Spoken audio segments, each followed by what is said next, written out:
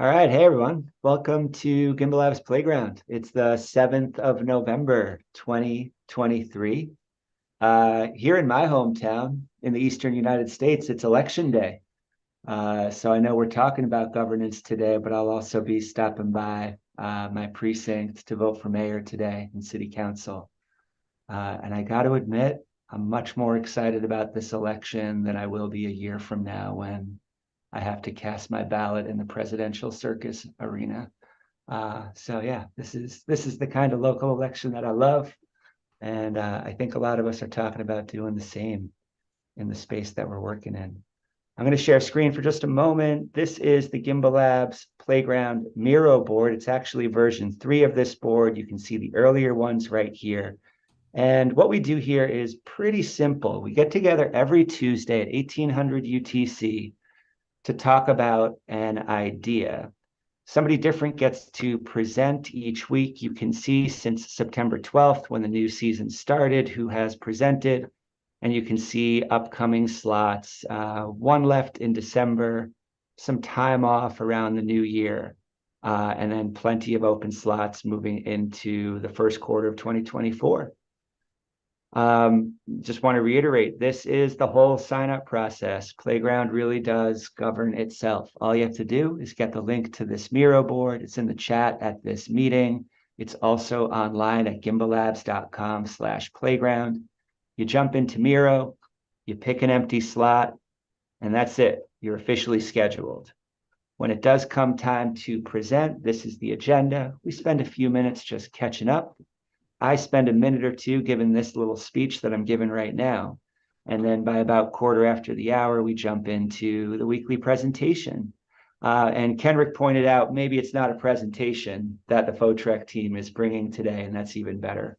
Some people do use the space to give a product pitch, but even more often, folks drop by with a half-formed idea, something they just really need to talk about and get feedback on. And most often, these playground presentations are some combination of all of the above. Some folks talk for just a minute or two and they start a big wide open conversation. Others might give a 30 or 40-minute presentation before opening up the floor for feedback. There's no rules. You can use this time however you'd like. There's also space below. If you want to keep notes on today's presentation, feel free to drop anything you'd like in there. Sometimes people do, and sometimes they don't. And also right here, you can think of this as like the bulletin board in your local cafe where you can learn what's going on around the community if you need a space like that. Any questions about Playground before we jump to the main event?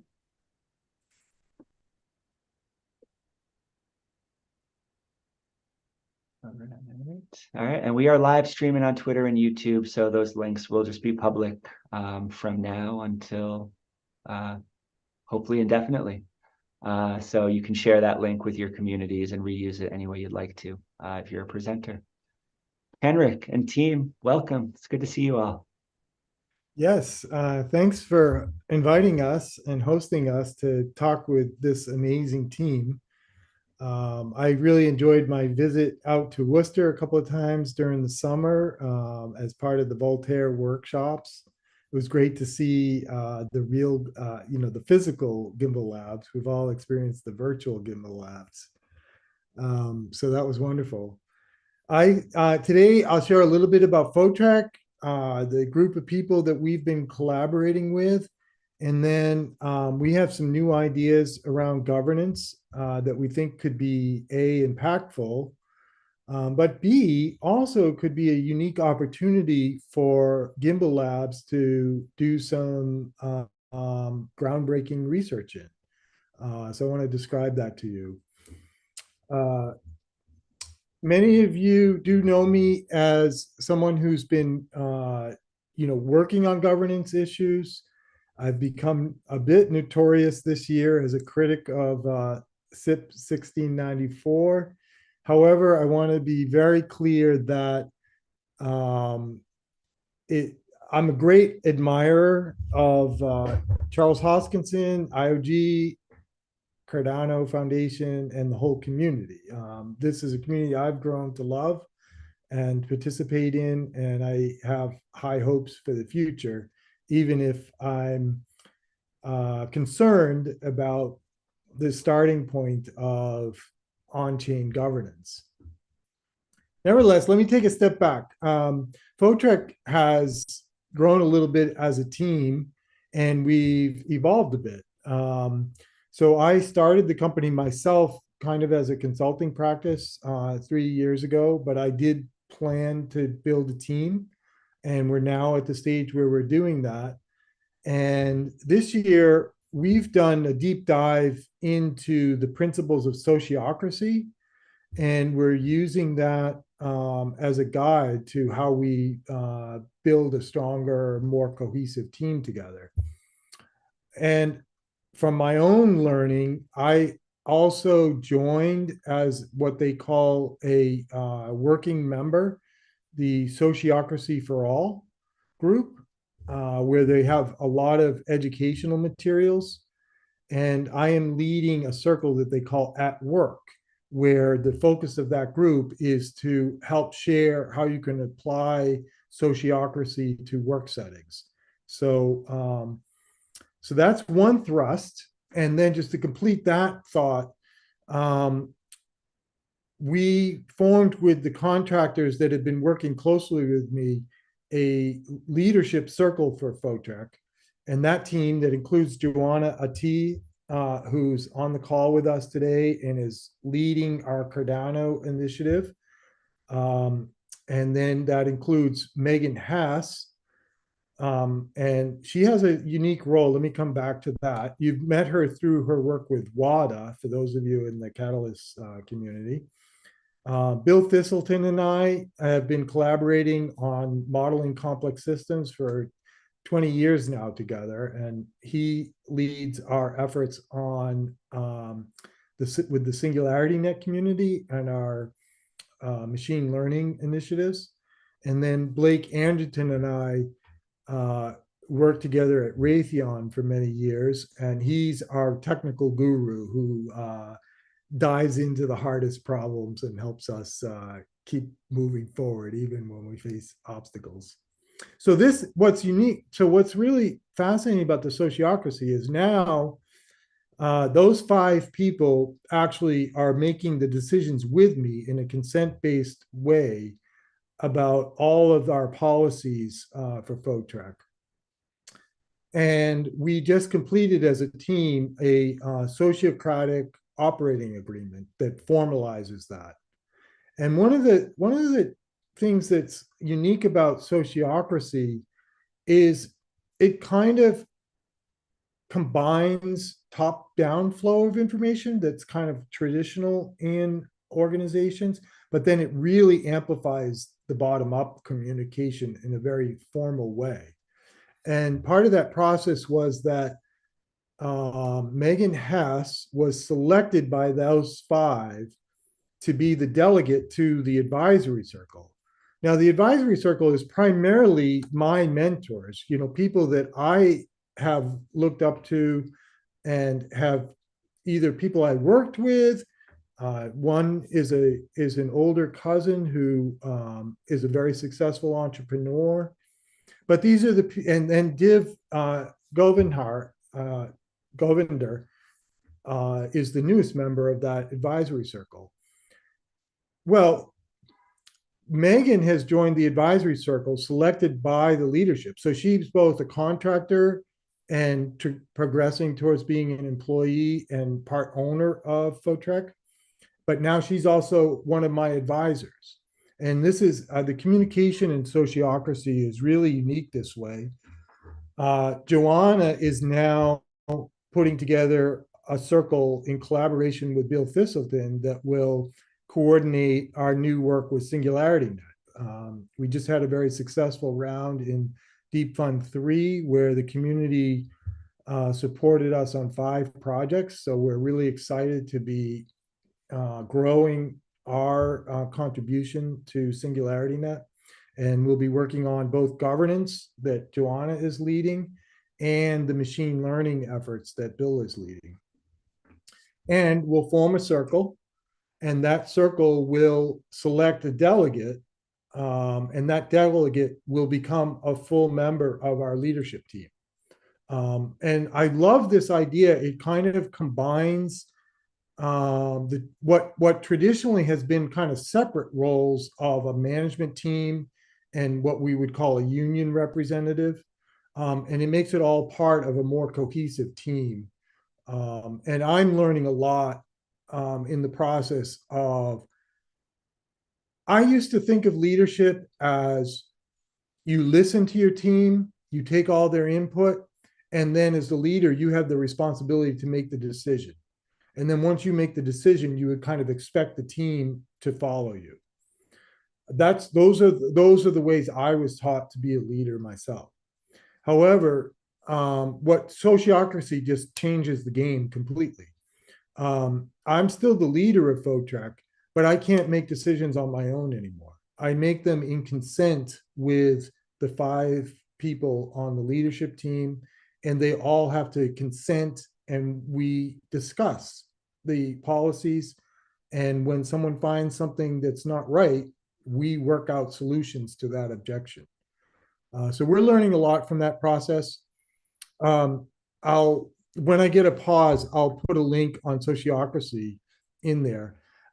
It The sociocracy isn't the main thing I came to talk to you all about today, but it's having such a big impact on our team that I wanted to kind of relay that.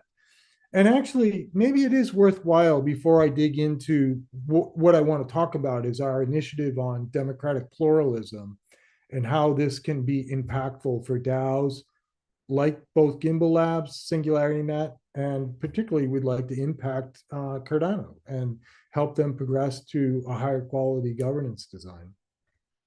But let me pause there. I want it to be a conversation. So maybe I could take some questions about sociocracy or about FOTREC as a company. Anyone want to chime in with some thoughts or questions for us? Which flavor of sociocracy? You said sociocracy now. I know that there's like kind of classical, or there's like the S3 work. Yeah, great question. So I learned about sociocracy through John Buck, who's done some consulting for the Cardano community, but has his own practice and is doing other things, and has a wonderful book that he published called We the People.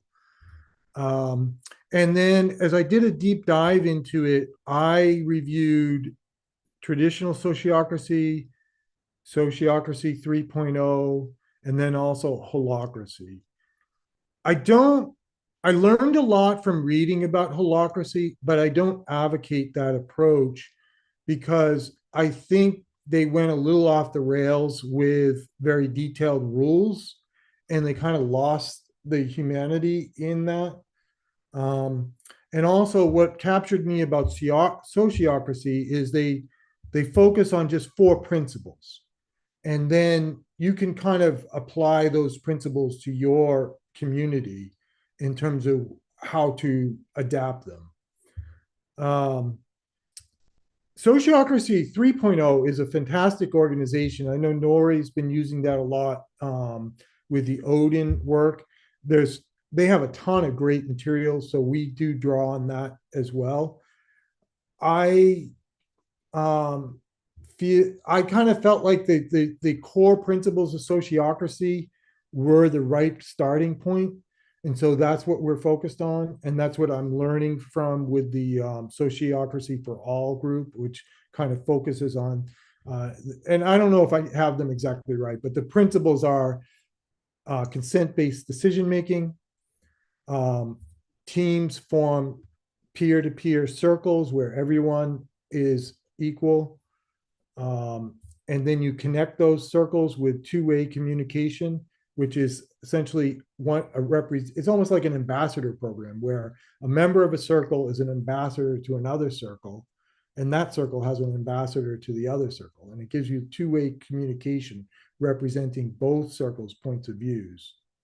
And then their 4th principle is that it's adaptive, that you're always learning and evolving and reconfiguring circles to meet new needs.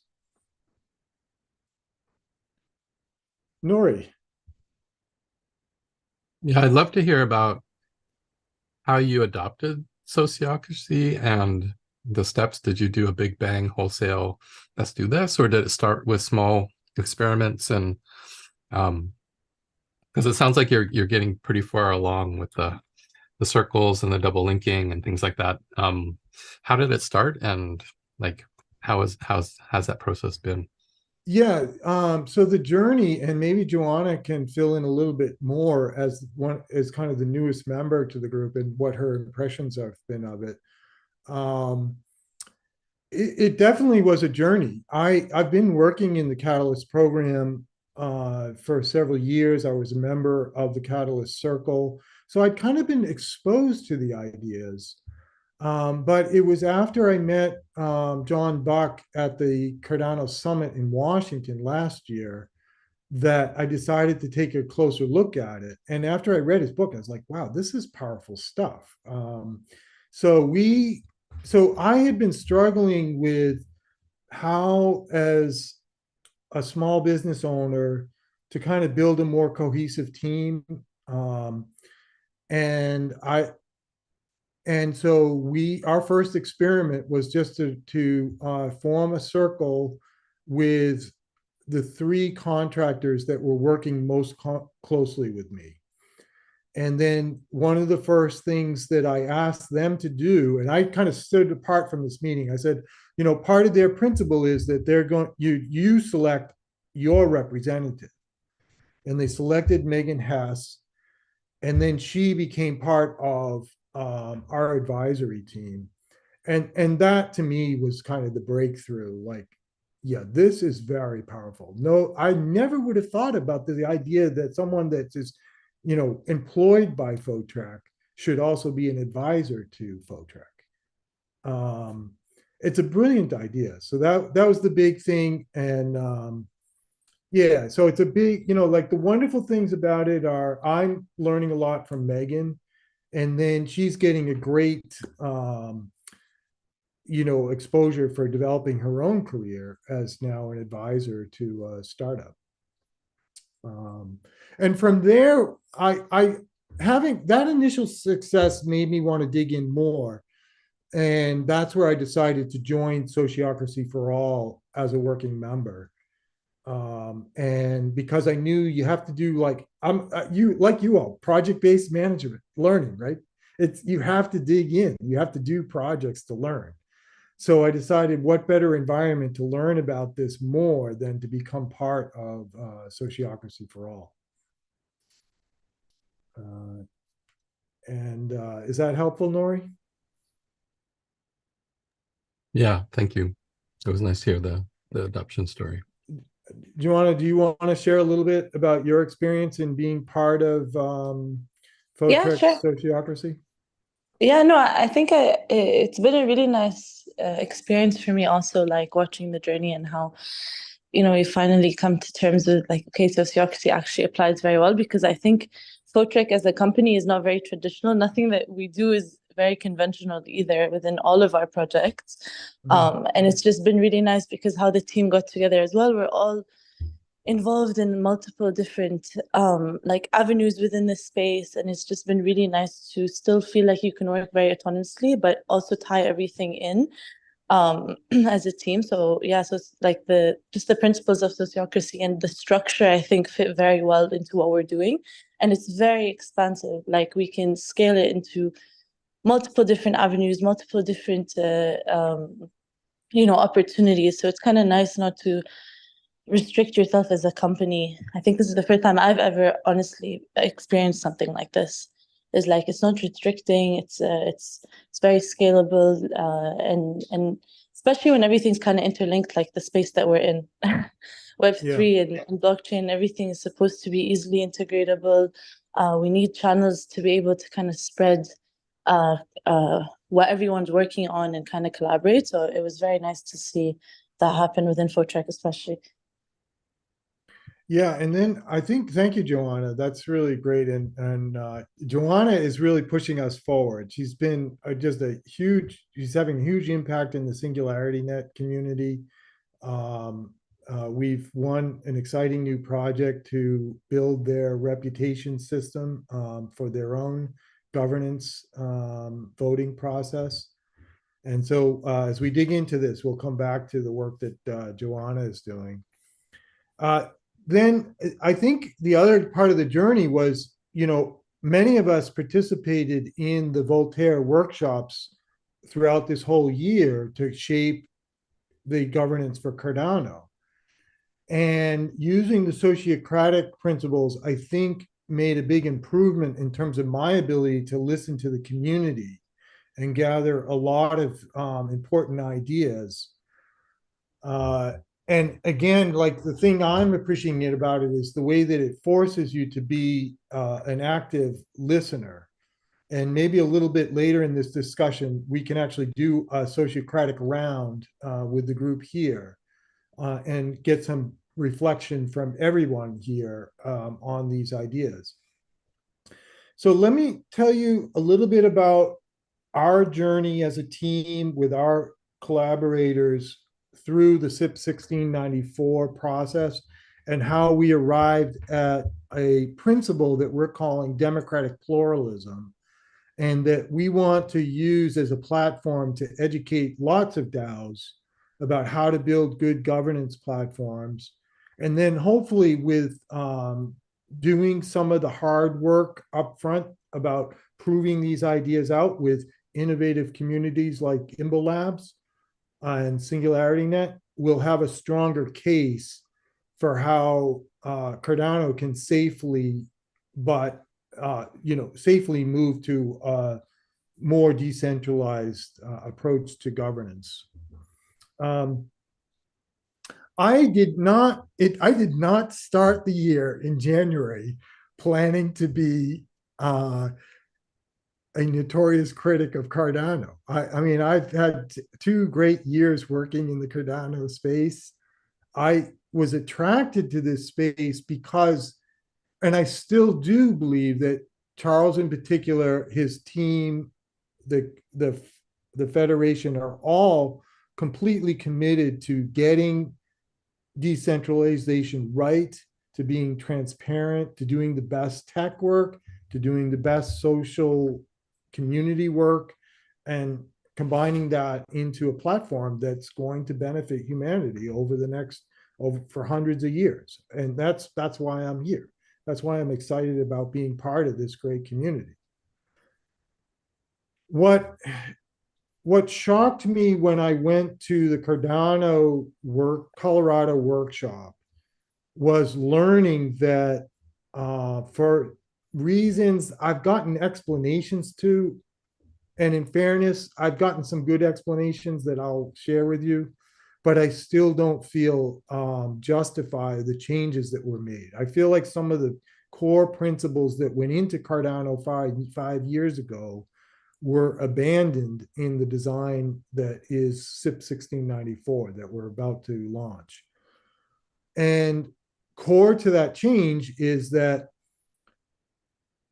going back 5 years ago, it was well understood that one of the core weaknesses of staking as a consensus algorithm, it's centralized. It has a tendency to centralize around pools, and then it has a tendency to centralize around wealth. And ultimately, because of those things, early developers in the cryptocurrency community were very skeptical that stake pool operations could ever be a reliable approach to decentralized consensus.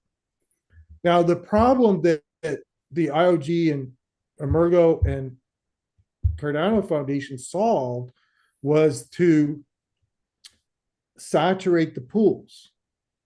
And by saturating the pools, they would put limits on how large one pool could grow. And even without kind of they maintained the principle of permissionlessness, which I do think is important, but I also want to share some limitations on that idea. Um, they it has basically been a success. Yes, we all know there are multi-pools. Yes, the exchanges are running dozens of pools, and that is a potential vulnerability. But overall, the community has grown in awareness of the importance of stake pools being independent, and that's part of the long range security. So groups like Gimbalabs and other communities are running their own pools.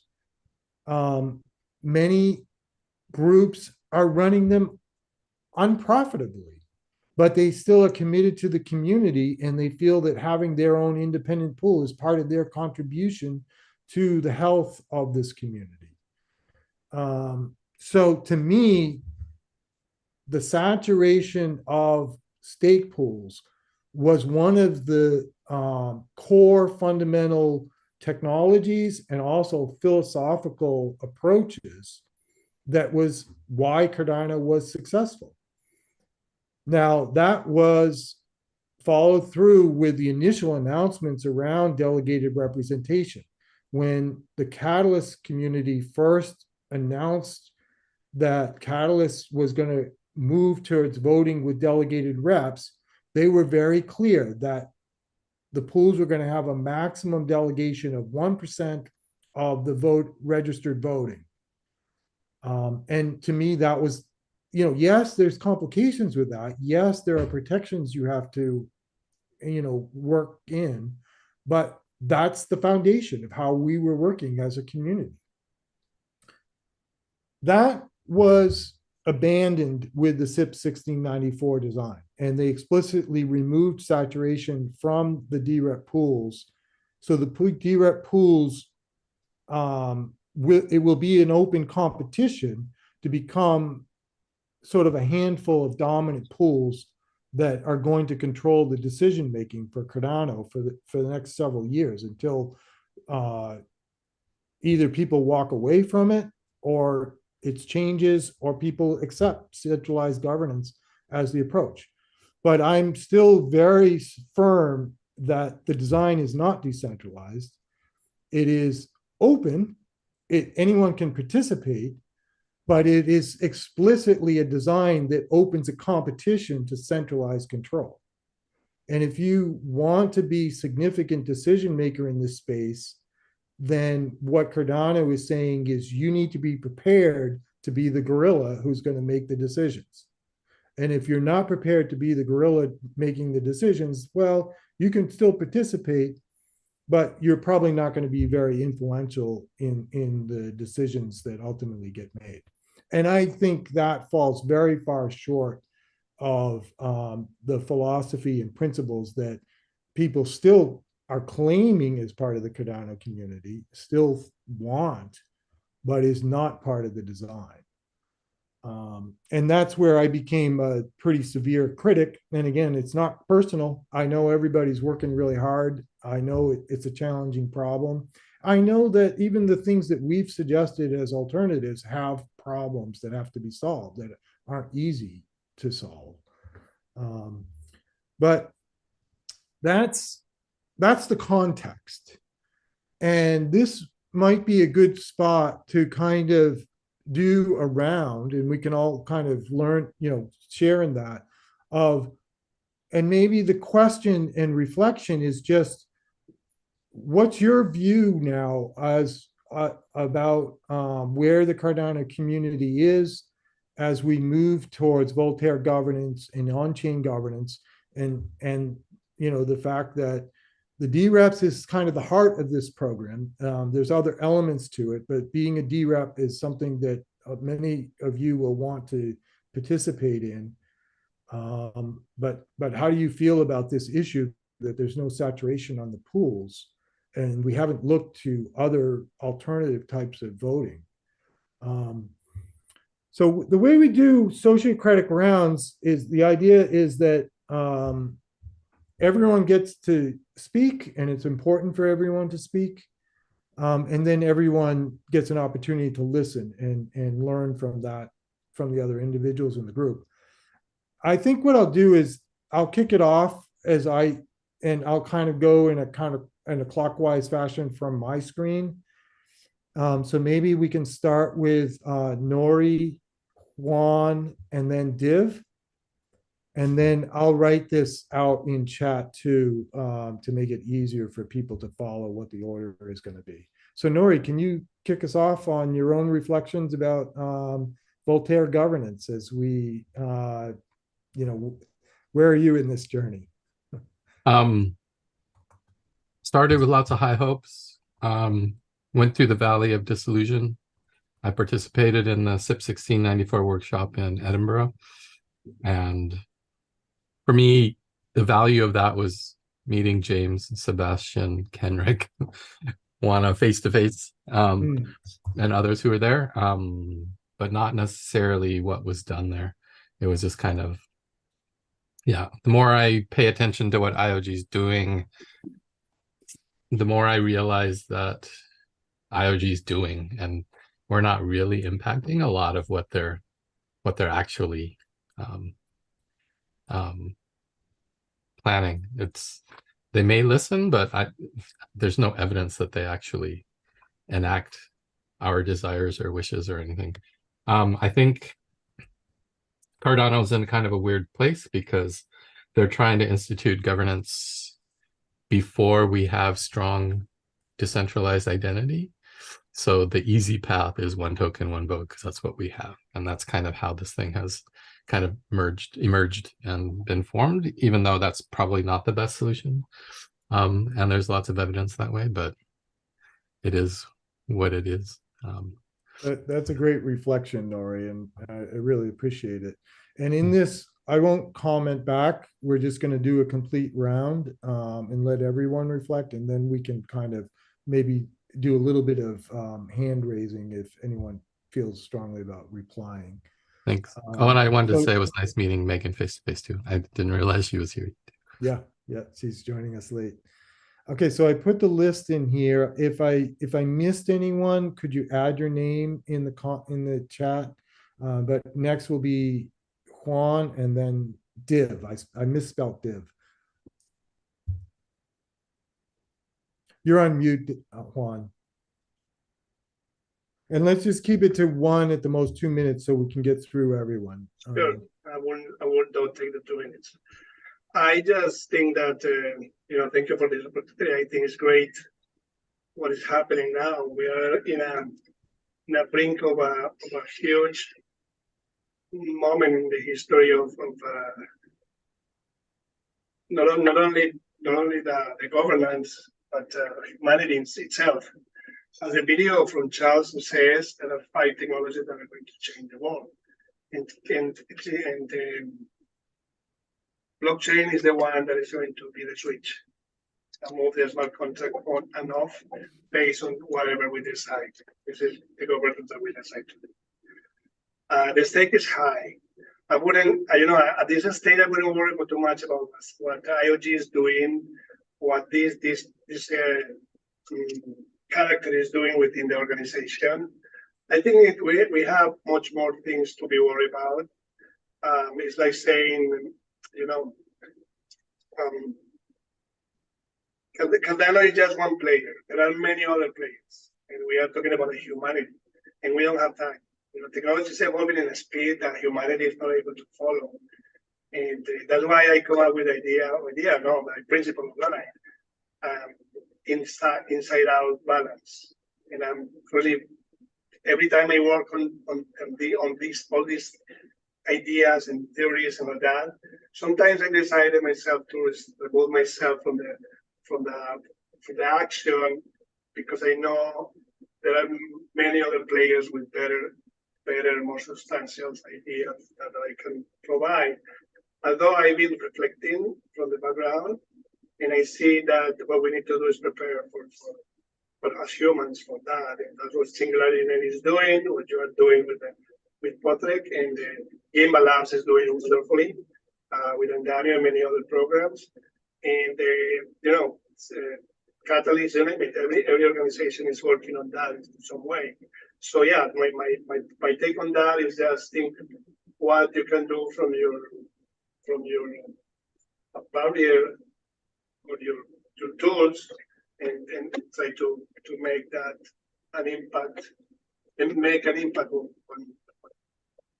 the little environment. Thank you, Juan. That's terrific. And It took the 2 minutes. yeah, appreciate it. We'll go to Div next, and then when you're done with your reflection, you can just say check, and then Ken, and then Fly. Okay.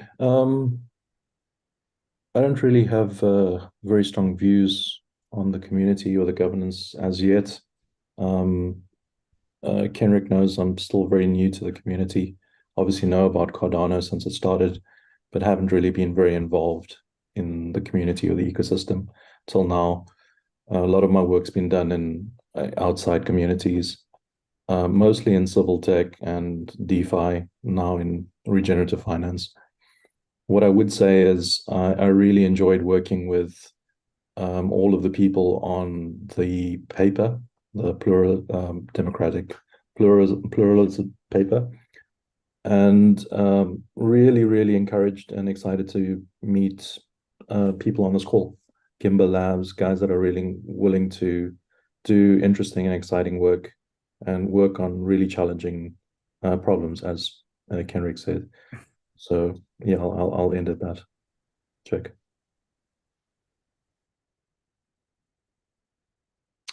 Ken, Fly, and then Megan.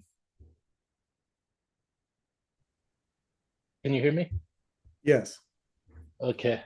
I guess what I've been thinking about most recently is what does it actually mean to vote? Like what's the purpose of having voting on the platform? And is it a proxy for something else?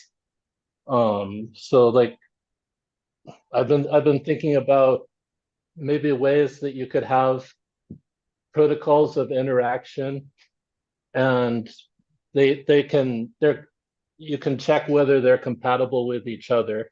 And so if people decide that they want to submit to some restrictions based on a protocol of interaction, then they can choose to work within some circle of interaction, and then you can stack these up and compose them together in some sort of way. Then people would be basically voting with their feet, like they choose to subject themselves to whatever restrictions they believe in.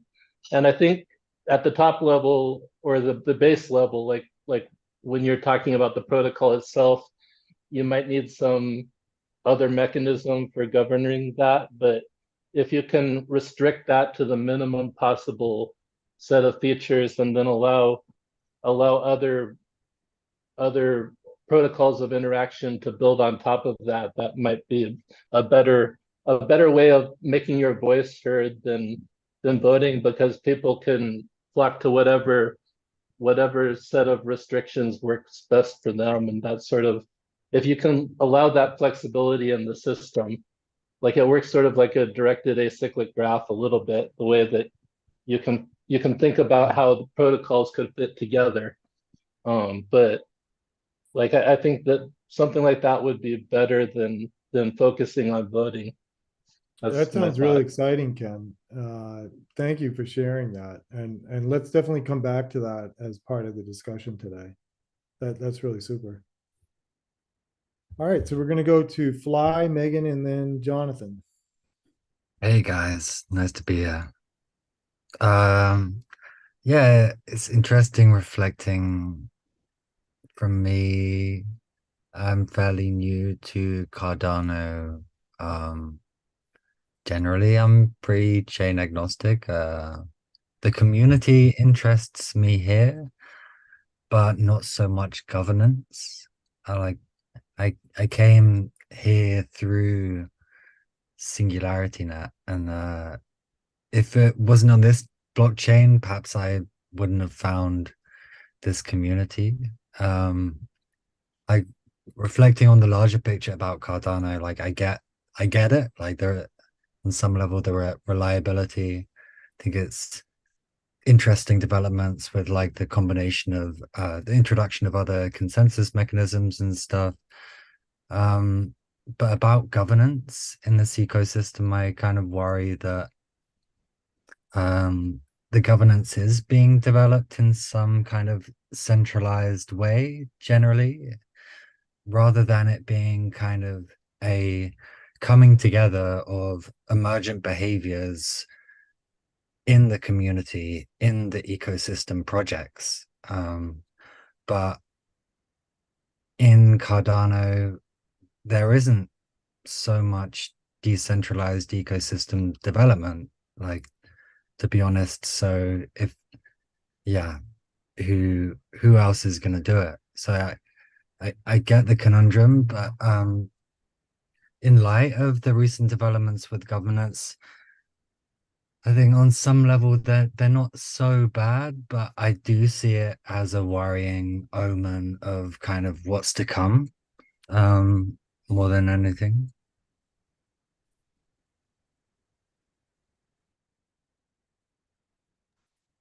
All right. Hi, everyone. Megan here. Sorry for joining late. I think I'll keep my response a little bit short because I basically want to repeat everything Nori said. So I won't waste too much of the airspace with that. But yeah, I think I left Edinburgh feeling like we had made some really interesting points, some discussions, and it really lacked any significant follow through.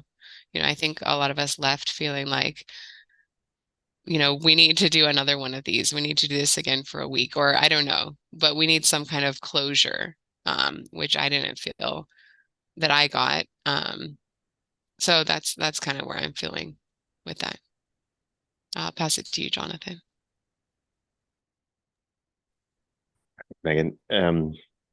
Yeah, so I participated in a online SIP 1694 workshop as well, and found the discussion really good. I think that the exercise in itself is worthwhile, regardless of the effectiveness or of its direct application in the process. So I don't see it as wasted time.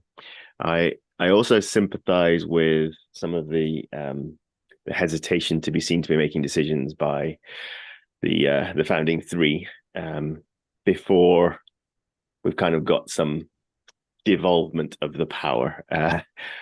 But it is a chicken and egg situation. Until if you don't make decisions until we've devolved power, then there's really no devolvement of power until we've had some kind of say in it. So I like recently I run a stake pool, and I've just had a whole load of delegation come away as part of an initial stake pool offering, and there were like 20 wallets, all of the exact same size, all with the exact same tokens in. So this was obviously an automated process, wallet creation, wallet redelegation. And that then strikes to the heart of the complexities involved with one person, one vote, which is kind of where I really see we need to get to. So, I sympathize with the technical challenges that are involved with doing that, but I also don't think that's something that we should shy away from doing. And if we can do it, or rather, if we don't do it before the establishment of the sort of founding governance structures, then the opportunity to actually get to that point of devolved power diminishes, rapidly. So if we make big decisions now, then we're going to be siloed into that far more easily than if we can actually start to devolve sooner. So yeah, chicken and egg, race conditions. Yeah, it's all complex, but it needs to be doing so. So I really appreciate Singularity Network on Deep Fund and altering the voting systems there. I think the same should be experimented with to a greater degree within Cardano, Catalyst, parameter committees, Intersect, all the rest of it. But yeah, I just appreciate being here, and I think there's lots of experimentation we are doing and can do more of, and hold out hope for the future. I'm still optimistic, but yeah, see the threats certainly. Check. Adrian, and Hello. Hello, everyone. I joined a bit late, so I hope I didn't miss something important. Yeah, for me, it felt a bit like they're hurrying into something, into the governance process. So it feels like they're afraid of not having a governance process if the government is coming for them or the SEC. I missed a bit the brainstorming process. So where it's just discussed. So one person, one vote, and or one ADA, one vote. Yeah, it suddenly appeared, and now we have to take the process, the governance process they are providing. Mhm. Yeah. And then James. Thank you very much. It's great to see you here. It's great to hear what you're doing. Welcome back from Glasgow. Yeah. I would agree literally with everything I've heard previous to here. And I'm also a little, it seems like people are a little reticent to speculate about why this is being shoved down our throats, but I think that it is pretty clearly being shoved down our throats. I don't think it's such a bad thing to talk about why, and it wouldn't have been so bad for them to admit why they're doing that instead of pretending to fill it all into some other process and pretending they care about our input. So it feels just straight up dishonest, and maybe there's legal reasons they can't communicate it to us, but we've got enough expertise to figure out if that's true and then help us, to deal with the real truth, because we're being traumatized right now. The entire ecosystem is shit in their pants, and it's been going on for months and months. And the more incongruous the facts become, the more weird the little details emerge, the worse it feels until we are able to take control of it. And that's another question. Are we going to reach our French Revolution moment? Are there agitators working towards that right now? I don't really see them either. So I'm not so much concerned as really wanting to be part of the solution. So thank you very much for this opportunity.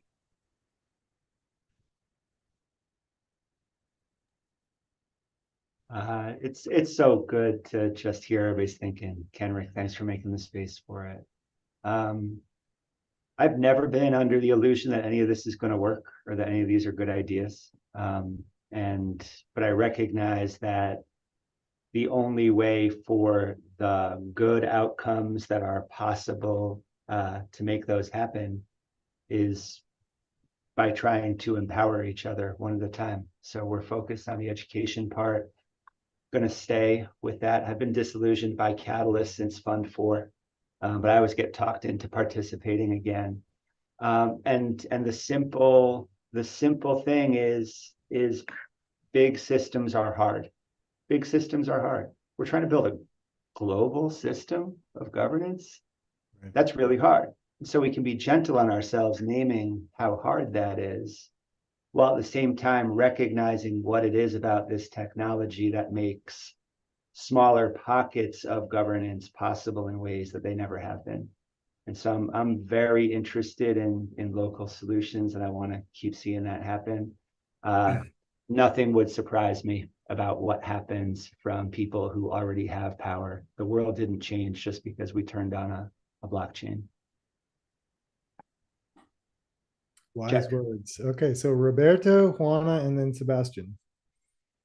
Yeah, I agree with James. My reason for coming to blockchain technology in Cardano was one of the topics that I enjoyed the most when I was in university was political science or political history, and governance it's in the background of anything that deals with politics. Politics is management of power, and the atomic version of power is the atomic version of power is the autonomy to make decisions, and that gets taken away in different political systems. Different political systems came up as solutions to different problems, and now it seems that because democracy has been corrupted, because we can see it through media, through accumulation of wealth, we are looking for a different system. So I was really curious about how using technology and these mathematical algorithms, a system could be developed that would allocate power, distribute decision power in a way that was transparent and would not concentrate. But it seems that every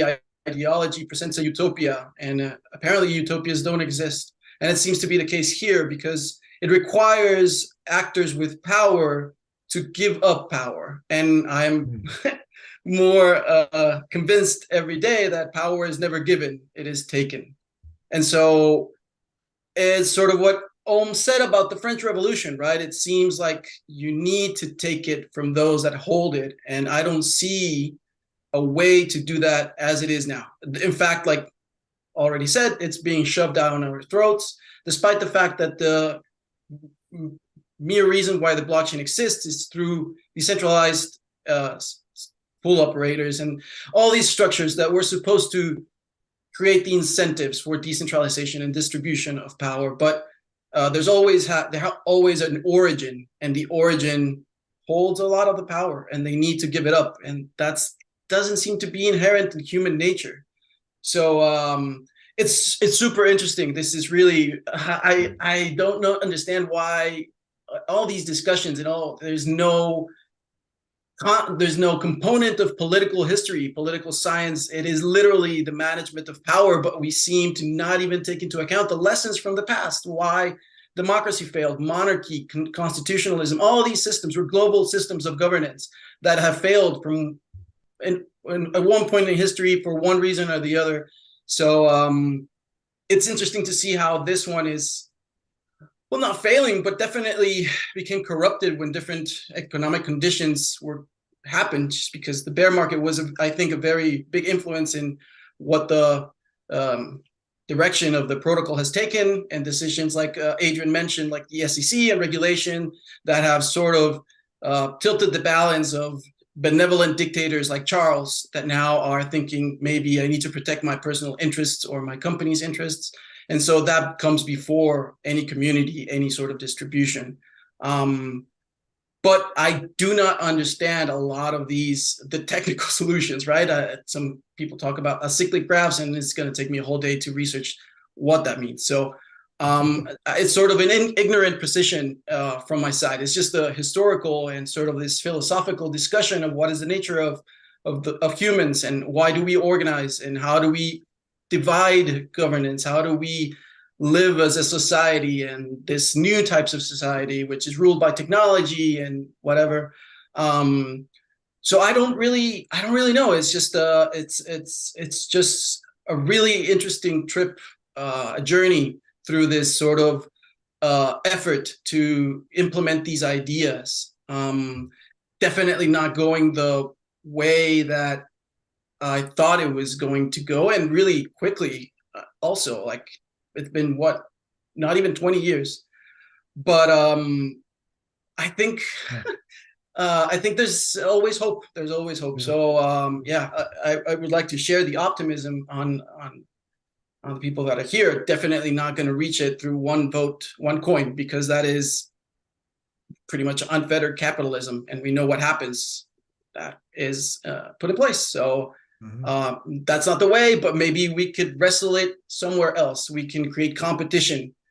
We can create other systems, and people will realize and just move, and they will be forced to adopt different mechanisms for decision making. But I do believe that they will need to be forced through some mechanism, whether that's just community pressure or just not profitable or whatever. But don't think it's going to happen voluntarily as long as they hold outside power. I really appreciate that. Check.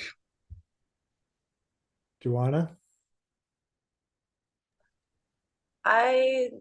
Honestly, I agree with everything everyone's saying. I think this is what happens when you're almost last to speak.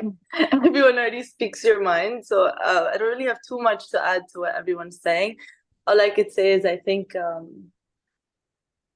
this is what brought everyone here. And I think if everyone's still, I think the problem I see with Cardano and the way it's structured is initially how it started, like everything was driven by these three entities. And as a community, we always felt like our hands were tied. We were in between, like either like blaming people for doing something wrong or not feeling like we need to do it ourselves. But I think like this is the time where we can all just take initiative and drive the change that we want to see.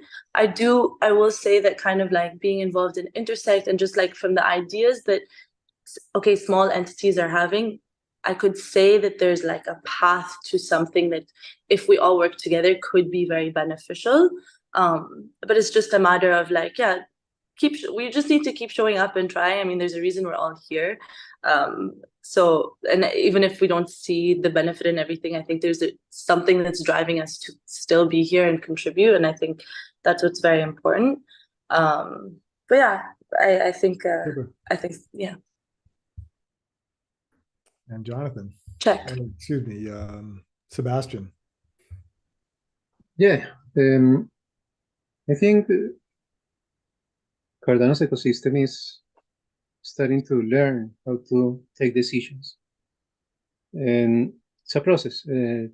Taking decisions is in essence a complex system with many interests from many sides. So all those interests have to live together and learn to live together. Learn how to take decisions in the current state of this ecosystem is a little bit difficult in this moment because people can't learn effectively without the constant intervention of other forces around the system. So it's difficult. But for example, me personally, I try to do the things that I can in the best way possible. At Gimbalabs, we do the same. We try to teach people things, and we try to ingrain in the people kind of instinct of collaboration and contribution. So maybe that is our part in this kind of governance exercise. But it's a process. It's a process. The three big entities, in some way, are promoting the competition over collaboration and over contribution, and that's I don't think that can be a permanent behavior, but currently is a problem. It's a real problem that are incentivizing the behavior of other groups in the ecosystem. For example, it's impressive to me the velocity why some startups in the ecosystem tend to, once get funds, big funds, they tend to acquire this kind of institutional behavior over the others. It's impressive, but we are learning. We all are learning about it. That's it. Fantastic. Yeah, this fantastic input from everyone. And I think you can kind of see the flavor of this is that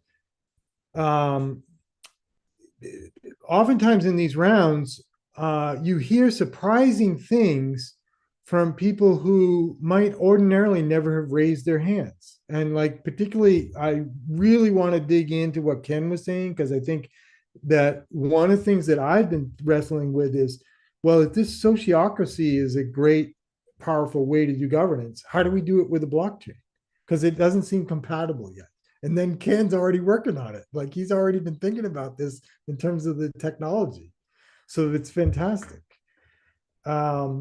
So let me, and one thing I acknowledge too is it takes time to listen to everyone, but it's worthwhile time. And that's part of what I'm learning.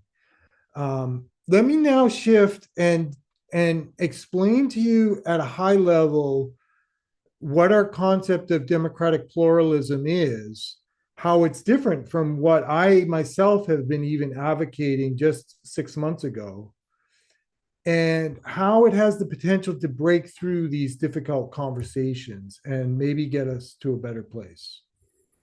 And let me acknowledge that my own work in the governance came out of complex systems.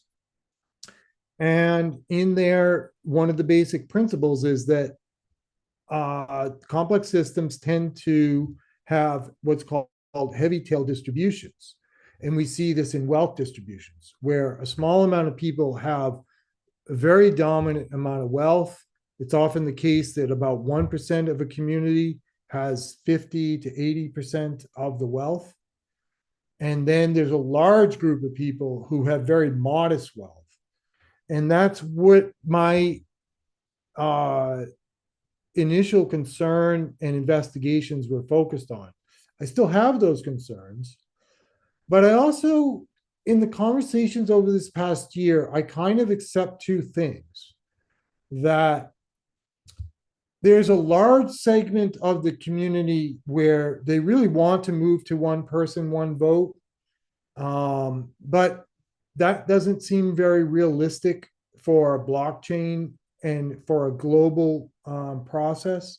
But I also kind of feel strongly now that the foundations of democracy have to be respected, and that has to be part of our foundation. So I'm going to talk about that.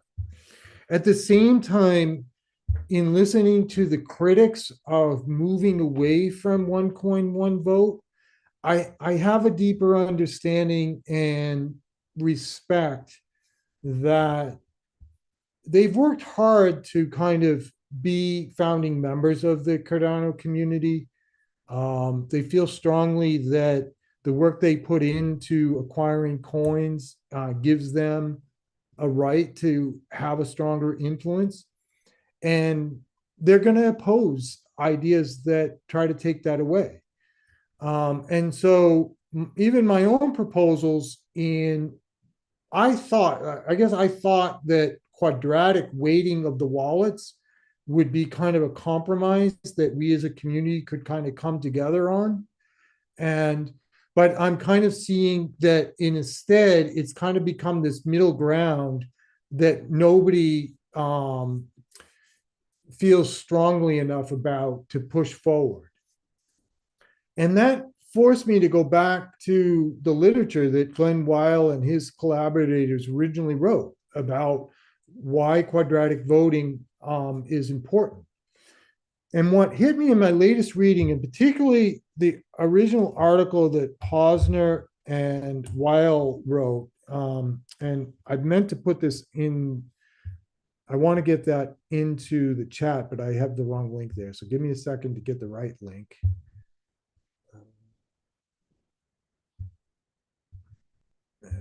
Just a moment here.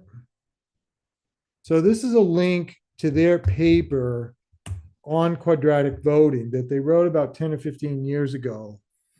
And what I didn't appreciate, they also have a wonderful book. If you want to read deeper, I recommend the book Radical Markets. But the paper has a really terrific history of the problems with democracy.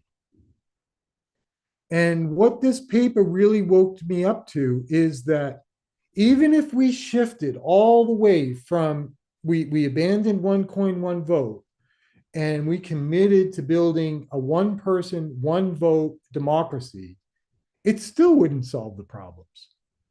That even democracy, even one person, one vote, this kind of treasure of democratic societies, has enormous problems and has a tendency to converge towards centralized control.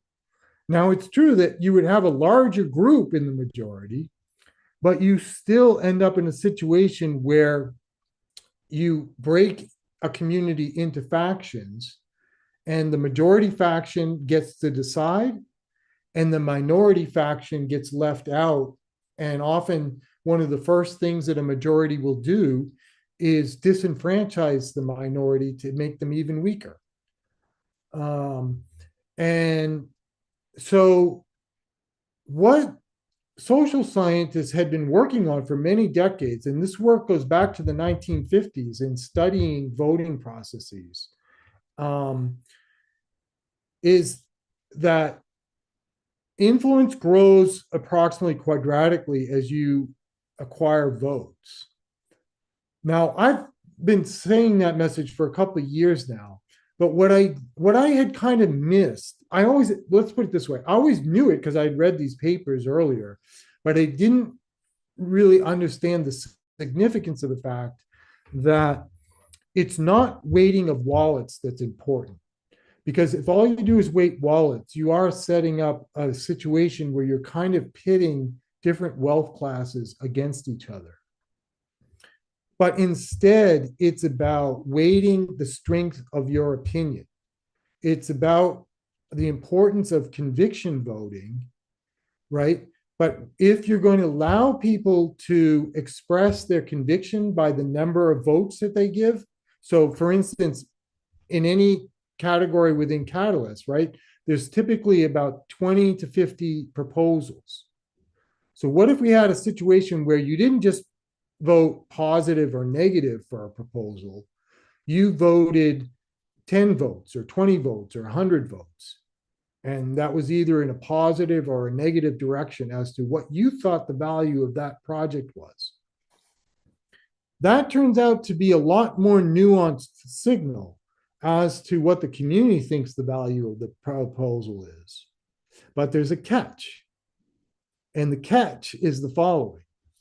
If you price every vote equally, so if I pay one coin for one vote and 2 coins for 2 votes linearly, it turns out that it's the derivative of your cost that matters and is really influential in how you decide how much to vote. So the derivative, if it's linear, is 0, right? If you have a straight line and you take the derivative of it, the slope is always the same. So now what economists call the marginal utility, or the marginal cost in this case, doesn't change. And so because it's not changing, I optimize my influence by maximizing how much I spend on my opinion. And so while people are attracted to conviction voting, if you set the cost of conviction voting as being linear, completely breaks down. Everybody's just going to want to spend as much as they can to express the most extreme view. Either the hot, and then you'll end up putting limits. Typically what will be done is you have a scale from 0 to 10 on your preference. But people are going to tend to express either 0 or 10 because that's what maximizes their influence in the outcome. And so that doesn't work either. It's maybe a little bit better than just having a choice of yes or no, but it ends up not getting at what you really want to know is, when I go in to vote, how valuable is this project or idea to me? And then you want to aggregate that in a way to come to a community valuation of the merits of that project. What quadratic voting actually solved this problem, and there's 2 things that were unique about it. First of all, I'll maybe get to the end stage. The reason it's quadratic, it does have to do with the quadratic influence. That's part of it. But the more important thing that I had kind of missed in my first readings of this is it has to do with the fact that when you take the derivative of that cost, now I have a linear marginal cost. And when people make decisions, they make it at the margins. So it's like, how much more would I get from spending 1 more coin? It's that has to change. And what Weil and Laley, and there's another paper I can add here, what they proved and what they showed through simulations is that the quadratic pricing of your preference is unique in incentivizing people to accurately report how much they value that idea. So this has kind of shifted my thinking. I thought the path forward would be to kind of first weight the wallets, because that would address the issue about the wealth imbalance and the wealth inequalities. But, given a community that's kind of rejected that at this point, and there really isn't a lot of momentum towards that, I'm now seeing that this weighting of preferences is actually much more important. And while I'm not sure if it's true or not, in their papers, they kind of make some claims that actually the weighting of wealth might not be necessary.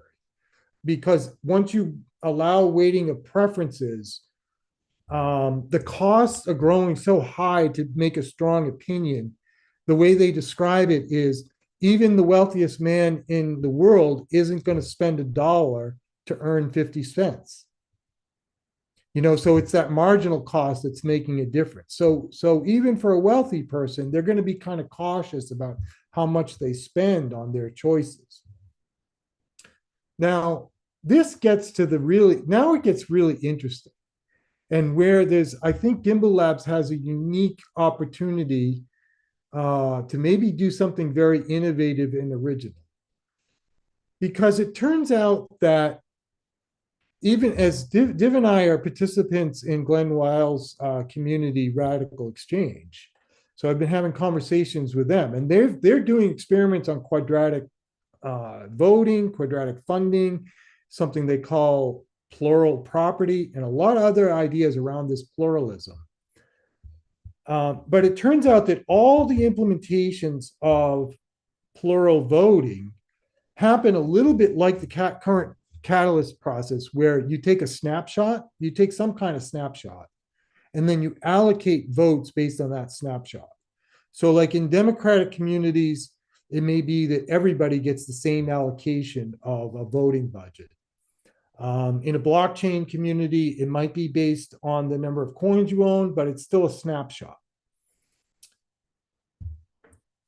The original idea that Weil published was rather that you would buy your votes and that the payment would go to the whole community. It turns out no one's ever done this. Even the people pioneering these efforts have not actually done this approach. But I think for cryptocurrency communities, I think it's actually could be uniquely effective for what people are trying to accomplish in the cryptocurrency communities. First of all, we kind of know for regulatory purposes that we'd much rather be a currency than a security. And so if instead of assigning voting rights based on your ownership of a coin, it was rather how much you were willing to invest by spending on the public decisions, then it would retain its property as a currency. And it wouldn't have any association with being a security. And here's kind of another unique thing that I think might be really attractive to Gimbalabs is that I also think this mechanism could be a way to really stimulate growth of the community and adoption and a desire to participate because of the following mechanism. Everybody spends quadratically on every choice as to how much. And I am conscious of the time, but thank you, James. Appreciate it. Yeah, and what I want to say is I wanted to take the time to make this a conversation. But if you like these ideas, would be thrilled to come back and dig into the details more about how we could do these experiments together. So the unique thing is that everybody spends into like a smart contract quadratically how strongly they feel about a particular outcome. That gets pooled, and then it gets equally distributed to everyone who participated in the vote. So what would happen is that those who only expressed a modest opinion would get a reward out, and that would kind of be their benefit would be to get a payment, but they wouldn't be very influential in the outcome because they were modest in their opinions. On the other hand, if you had like a broad majority of people who shared your view because of the quadratic rules, that could still become the decision of the community. On the other hand, where there's minorities that maybe feel that a particular issue is very important to their minority community, they have the ability to express very strong opinions and be very influential in the outcome. But they pay a cost. They have to pay quadratically. And so they're more likely to have a net payment to the community for the privilege of being more influential. And this is where and I'd love people to dive in and find potential flaws in this too. But what Glenn and his co-authors have proven mathematically and are trying to demonstrate now in experiments is that this gets at a unique process of being able to aggregate community information without breaking the community into majority and minority factions. Because the minority, if they care strongly, has a path to overcoming the majority through this being able to express very strong opinions about something.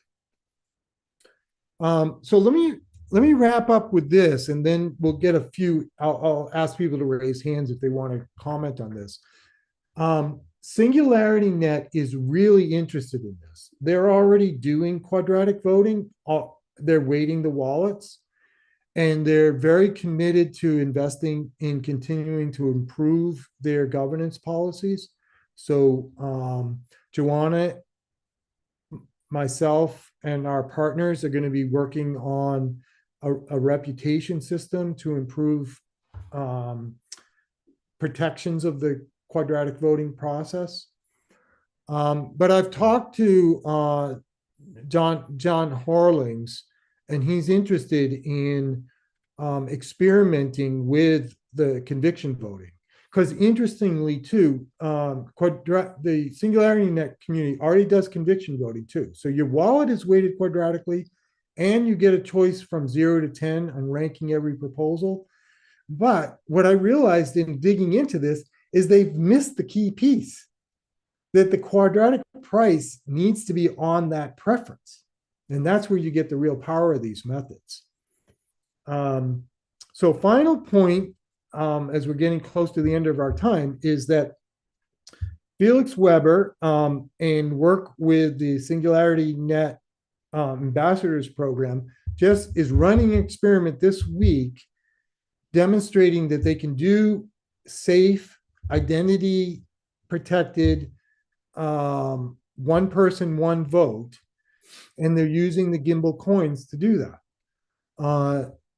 The ambassadors and swarm programs have been distributing Gimbal coins to not so much as a reward, but rather as a way to track on the blockchain people's contributions to the community. And essentially what he did is he did a filter on within the last year, within this ambassadors programs, who've been the most active contributors to the Singularity Net ambassadors. And there turned out to be about 50 of us. And the 50 of us were issued a token to kind of invite us to be participants in a one person, one vote experiment. And we're voting this week on just a dummy question, just to show that the technology works. And it's linked to Discord identities is the other thing they did, because they registered Discord identities. So what I'm thinking is we want to follow this up with a conviction voting with quadratic weighting, using the Gimbal coins as the token that allows you to express how strong you feel about the questions. And that piece is in place too, as it turns, because under the Catalyst program, SnapBrilla has already built the technology, and they've made it free to the public to use a Discord voting bot that's based on this quadratic voting system. So I think all the technical pieces are in place now to do this experiment. And I'm definitely going to be working with the Singularity Net Ambassadors Program as kind of a first demonstration of it. We also kind of want to get some support for this financially through different, through Singularity Net, Catalyst, and other grant programs, because we're all volunteering more time than we can afford. So for those that want to work on this, I'm happy to do proposals to support your time and effort in it. But I'd love to do a bigger experiment and understand kind of what Gimbalabs as a community wants to accomplish in their own governance, and whether voting on community issues is part of what you're doing, if there's interest in doing that, or if, and even if that's not, even if you have some other voting governance techniques, I still think you all could be pioneers in doing this quadratic Voman payment system, is what I'm going to call it, to clarify the uniqueness of it. Because I think this way in which you pay into the community and you distribute that payment to the whole community has some unique properties that it turns out no one's actually tried. And I would love for you all to be kind of partners in pioneering this. So I know we're running out of time, but does anyone want to raise their hands and reflect a little bit on what I've just presented?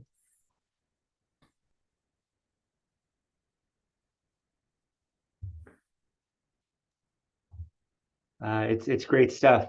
And yes, please continue to use this space to run experiments. We need to create some spaces for a next round of tokenomics experiments. And we're moving towards having time for that. Have been building some underlying tools to support that work, but okay, excellent. But getting ready. And yeah, we'll be presenting next week on some micro decision-making processes that we've been building towards, Okay. that would then scale towards maybe something bigger. And I think we're going to discover something there, the direction y'all are coming from and where we're coming from. That's great. And I have wanted for a long time to be more active in this space. And I just, because of other commitments, I haven't been able to. But let me try to strengthen that commitment and come next week and listen to what you all are doing. And that way I can understand a little bit more about like where you guys want to go. And that'll be great. Let's continue the conversation. Cool. Kenrick, thanks. This does feel like a start more than a conclusion of anything. So thanks for getting us started. More to come. We also meet on Wednesdays and Thursdays for Plutus PBL live coding. That meeting is at 14:30 UTC on Wednesdays and Thursdays, and that picks up tomorrow. And we're doing some governance work at live coding tomorrow. Our question is, how should we spend our time? The most limited collective resource we have.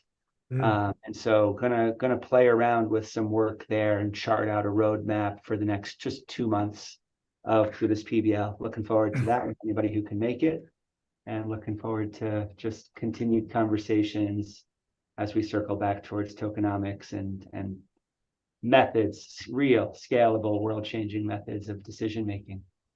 Thanks, y'all. Yeah, great question. I could actually leave this room open if anybody wants the host role. I do have to jump off, unfortunately. If someone's willing to host, I am able to stick around and answer questions. Do you want to do that? Yeah, can I make you the host, Kenrick, and you can all just right, sure. Yeah, perfect. Yeah, that way you can stick around. Okay. I'm sorry I can't stay today. Yeah, no problem at all. I appreciate it, James. Thanks, James. You bet. You guys got this space. I should be able to drop off. Cheers. See y'all soon. Okay, super. Has asked a fantastic question. What if people with no resource? How does strong vote work? Yeah, so if you want to dig in further, I provided that link to the paper by Posner and Weil, and they do discuss that problem.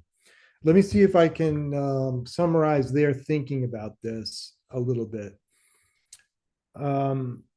So first of all, I share that concern. And that's why I thought the first step was to weight the wallets and then weight the preferences. I thought that was the order of priority.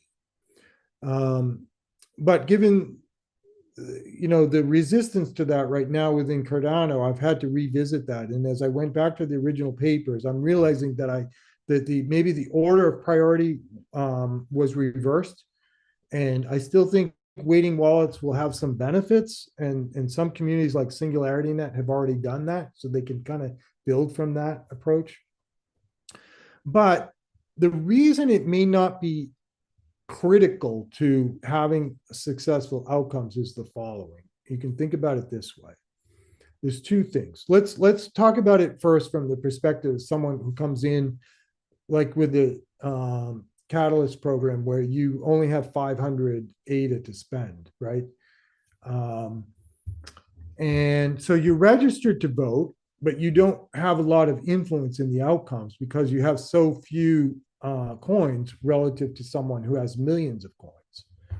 And it doesn't, and the other thing too, to be clear, it doesn't add up. Like, I think people went into this thinking that, well, yes, but there'll be a lot of people with a few coins, and their aggregate view can add up to influencing outcomes. But that turns out not to be true if you just do a strict one coin, one vote process.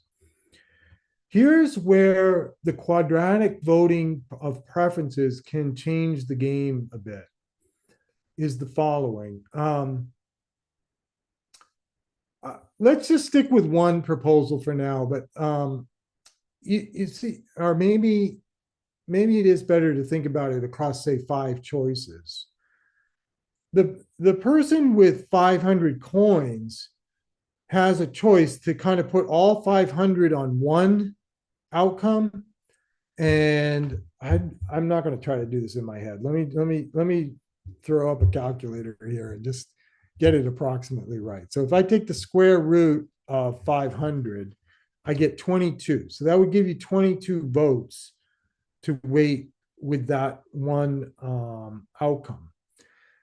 Now, if there's 100 people that agree with you and they all do the same thing, then that's now 2,000 votes. Let's do it this way. That would be 2,200 votes, right? So now let's talk about one individual who wants to kind of, how many coins would one individual have to have in order to outvote this community of 100? So now I'm going to take the square of 2,200. Okay, that turns out to be 4,800,000 coins they would need. So what I'm getting at here is that if you allow this preferential voting, right, and this would be the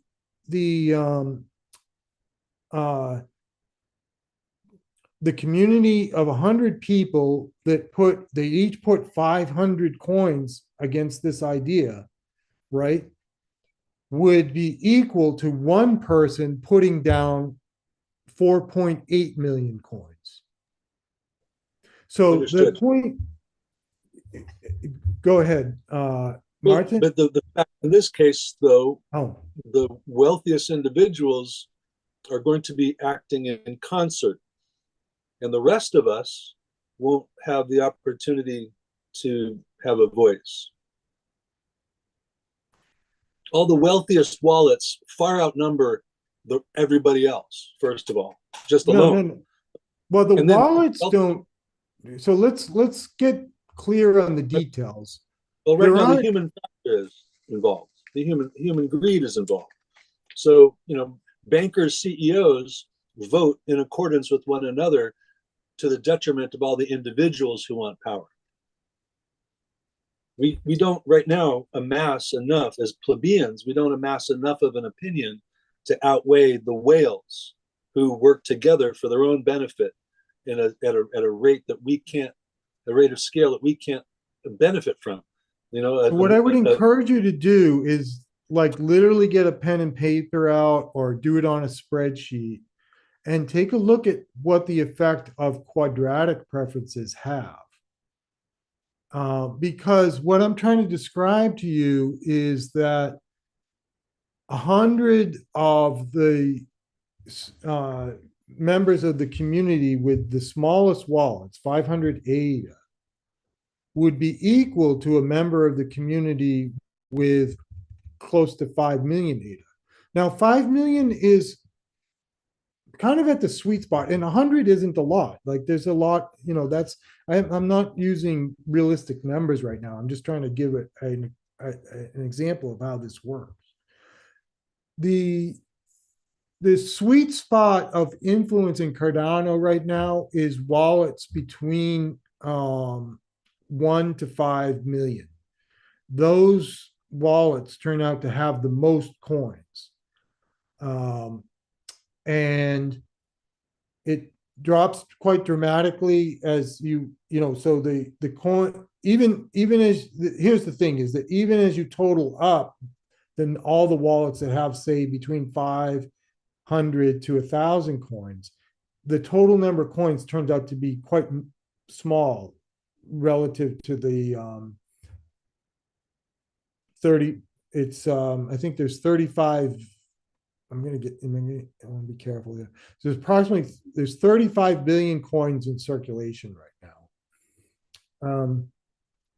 But there's another issue here too, and this is, I want to be clear about this one, because this is actually the more significant thing, is that right now we're thinking about these choices in terms of a snapshot of wealth, right? And when you take the snapshot of wealth, yes, the largest wallet, and let's take this one with, let's just call it rounded off to 5 million coins, right? Okay, so you took the snapshot, they have 5 million coins, they're going to express that much in terms of their votes. They could put it all on one proposal and be very influential on that proposal. But if it's a payment system, it changes the calculation completely. Because now it's not a snapshot of their wealth. It's their willingness to spend 5 million on this community decision. And this gets to the point that Weil and Posner were getting across, is that even the wealthiest man in the world isn't going to spend $5 million or 5 million ADA to receive a benefit on this public choice that maybe is only worth 200 or 300 ADA to them.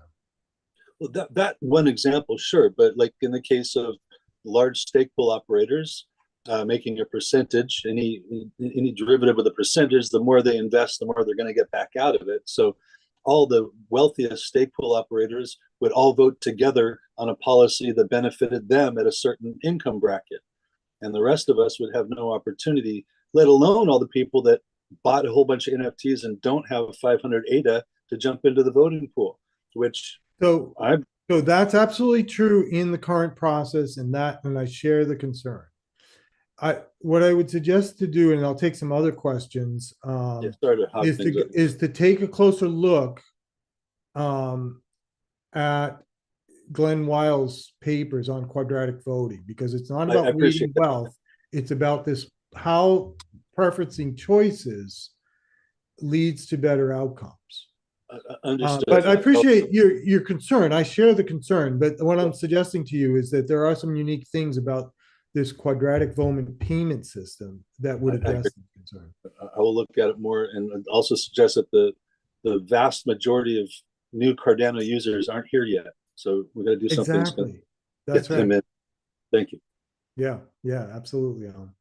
Martin, please go ahead. Yeah, so quadratic voting has already been done on SingularityNet. And how was the experience?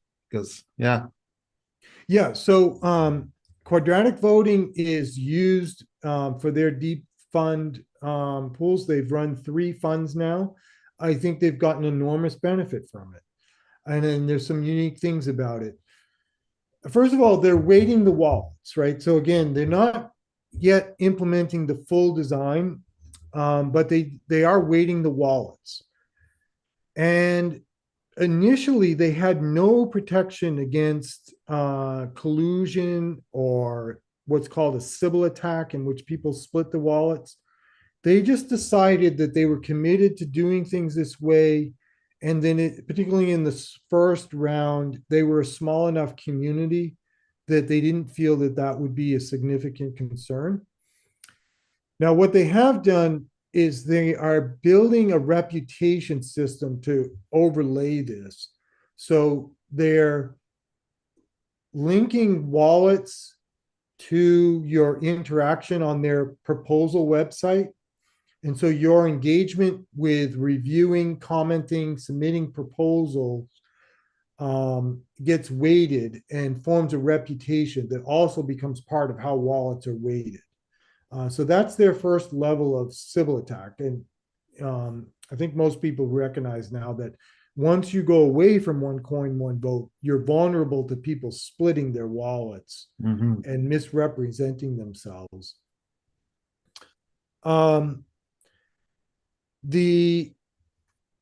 I think they're very happy with the outcomes. Part of my point, I tried to show people during the summer that in their review of Deep Fund 2, they had a real outlier. They had a wallet that was orders of magnitude many AGIX coins than anyone else in the community.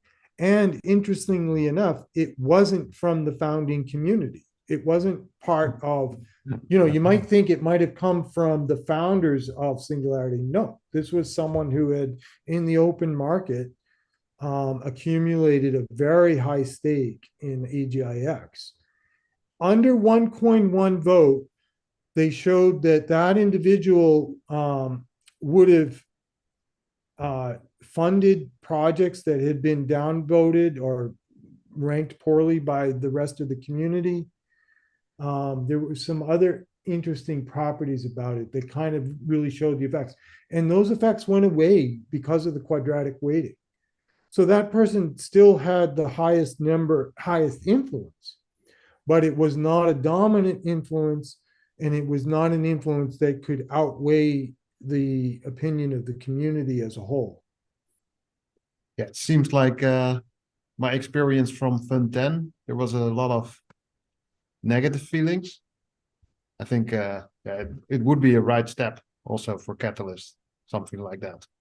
Which community did you experience negative? Can you tell more about that? I help around with the Game Changer wallet. Game Changer, okay. And but there's other projects as well which got like almost as much upvotes as downvotes. So there were very much upvoted, but also incredibly downvoted. So because you have no idea who is downvoting you, it's disappointing, but you also cannot do anything with this information. Like, is it now a good? Because on average you end up with 0 votes. Is it now a good project or is it a bad project? What is the opinion? It's hard to say. Yeah, that is interesting. And so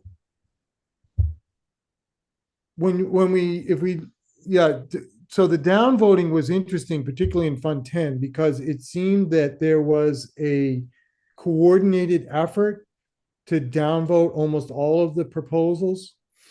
And you showed there the power that the influencer can have over the community. And it comes from this fact that you're not weighting the preferences, right? So there's no cost to downvoting everything. Whereas if you were weighting costs, you would have a choice of either spreading your power across a lot of different projects. In that case, you could weight a little bit more on each project. Or if you downvoted one project in particular, because of the quadratic rule, you would use up your voting power quite quickly.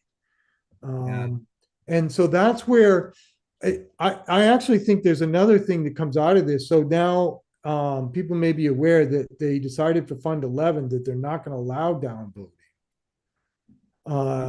I do think it was necessary given the way it was manipulated. However, downvoting is important. You should have the right to express that a project could be detrimental to the community. Yeah. But the key is that you have to have a balance. You have to think about your choices as a budget. And that those choices have to be expressed on a quadratic scale in order to get people to express honestly what their value of a project is. Yeah. I'll go to Megan, and then Jonathan put a fascinating chart up that I think we should share and talk about. So go ahead, Megan, and then maybe Jonathan can share some information and some analysis he's done. Perfect. And hi, Martin, by the way, long time. Nice to see you again. As we were talking, I had a question specifically to the downvoting. So I'm curious in, what's being proposed with quadratic voting. It sounds like you would still have a downvote option, and you would still have the capability of, doing quadratic, kind of allocating your preference quadratically. So that's kind of just confirming that is the case. And then the follow-up question is, would those votes also be pooled into whatever then gets redistributed equally, or would they have kind of a separate category, or has that not yet been decided? Yeah. So I think this is one of the things we can experiment with. So for instance, right now, Singularity Net uses a scale from 0 to 10. And that is one way to do it, where it's all positive votes, but then it would be scaled up quadratically.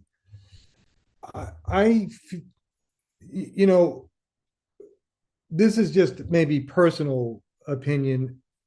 More analysis maybe is needed. But my feeling is that having the capability to express a negative value is important, because projects can hurt you. There can be decisions made by a community that would cost you and be hurtful to you. And the thing you're wanting is for people to express honestly either their positive or negative sentiments about an idea. So I think both. And then I think that 0 is neutral, is the right place to have no cost. So that's my own way of thinking about this. I'd love to see, maybe there's some papers in the literature that have already examined that question. But yeah, so that's the way I think about it, Megan. Thanks. That's a good question. Jonathan, did you do this analysis yourself, and can you talk about it to us? No, it's not my analysis. This is by I don't know his name actually. I just know his handle is Jota Pipo from Twitter. He's active on the Cardano forums, the discussion forums as well. Let me share my screen, because I think it's terrific analysis. I haven't seen it before, but I'm very curious. So why don't we walk through this? It really well illustrates exactly what you were talking about, and Ohm's questions regarding the impact of quadratic voting and the size of the wallets that actually made an impact in Fund 10. Yeah. I love the way this is. I already love the way this is put together.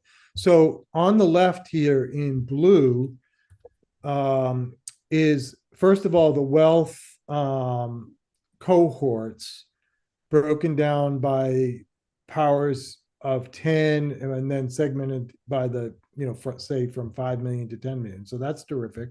I've seen that with the Lido Nation analysis. And here we have the number of wallets. So from 1,000 to 5,000 has the most number of wallets, right? And we're not, maybe that's not so surprising, right? And then you get down to, as you go out to the extremes, there's one wallet that has approximately 50 million ADA, and there's another wallet that has approximately 90 million ADA.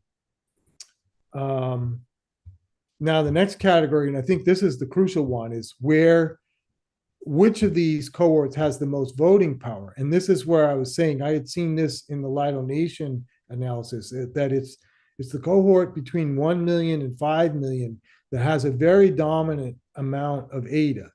And you can see that chart is even more dominant than the number of wallets here. And this is what we're getting at. This is how wealth is distributed in communities. And part of our own analysis that we showed in the paper is that this range from 1 million up to 100 million represents approximately 1.5% of the wallets. So 1.5% of the wallets form a cohort that has the ability to dictate all the decisions. They have, I think, like 97% of the what's called the Bonzoff power index. And now if you apply, and I'm curious, let me just check something here. I'm curious whether they had individual wallets here or they just, I'm going to do a quick calculation here. Give me a moment. So 9, 6.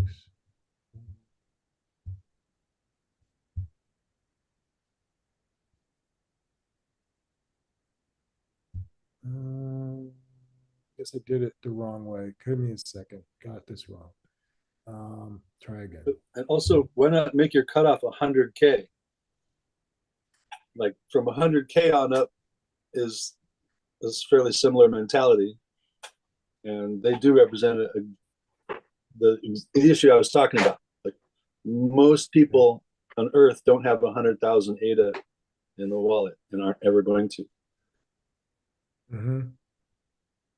So let me come back to your point. And I gotta go. I look forward to more because I really appreciate your insights, and I'm not trying to be contrary, but I'm just saying there's the real world situation is that cutoff is getting lower every day. You know, yeah, between those can eat and can't, it's drastic right now. That's what part of this is to help equalize. So yeah, no, you're right, and I wasn't trying. I was trying to understand how they did the calculation, but let me not dwell on this. On the last column here, they're showing what the quadratic voting power is of each cohort. And you can see it's a much more uniform distribution. So it's so you're going to get a lot more nuanced votes. And this goes back to in Fund 6, we had a project that did this kind of analysis, and this is what we were advocating. Now, the challenge has become that particularly I think it's particularly this community that has between 1 to 10 million that right now has a very strong voice in the community. These are some of the most exceptional people in the community. They've done really important work, and they feel it's unfair to diminish their influence over community decisions. So I advocate this. Decentralized world, guys. That's dictatorial thing. You know, come on. Yeah.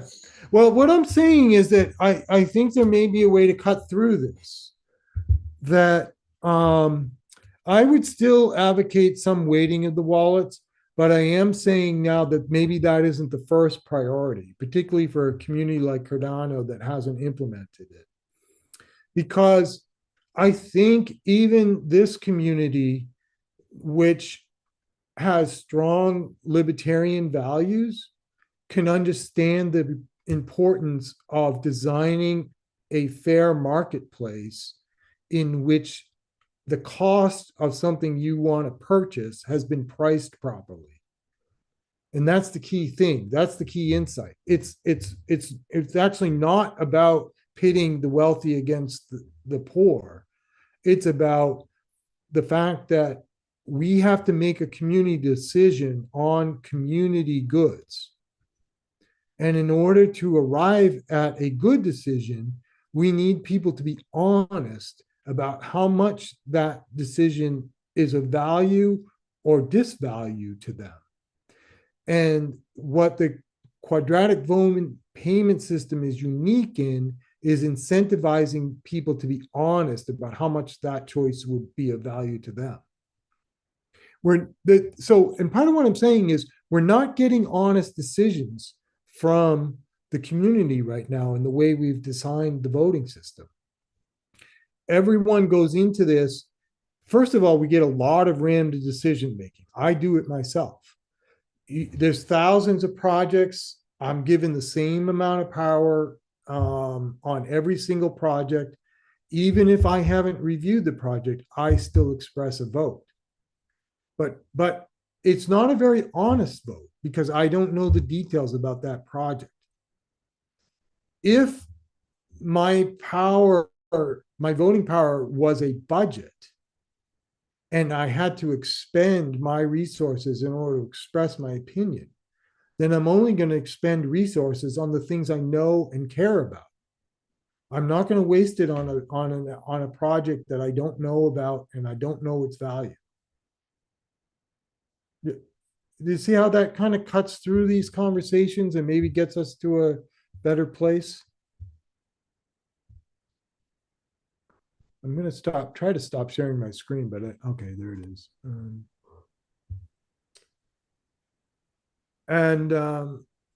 Anyway, it's getting late and I think we've been talking for a couple hours now. I've really appreciated everyone's time, and each of these conversations gives us new insights. I see you have an open slot in December, so maybe I'll sign up for that to come back for a follow-up call. And in the meantime, we're working on proposals for Fund 11. So if anyone, I'll put my I'll put my email in the chat here, and if anyone wants to reach out about partnering on a proposal, we can do that too. Thank you very much. Yeah, thank you. You had terrific contributions. Thank you, Martin and Jonathan. And Ken, I'd love to talk about your idea and what you're working on. That sounds really exciting. Yeah, I'd like to talk more about that too sometime. But I was thinking about setting up a presentation at some point, like trying to get all my thoughts together on it. Okay, and super. present it in a way that's easy to share. So yeah, terrific. All right. Well, great conversation with you all. Really appreciate you taking the time and look forward to talking some more. Take Great care. talk. Thanks, Good Kenrick. afternoon. Yeah. See you, everyone.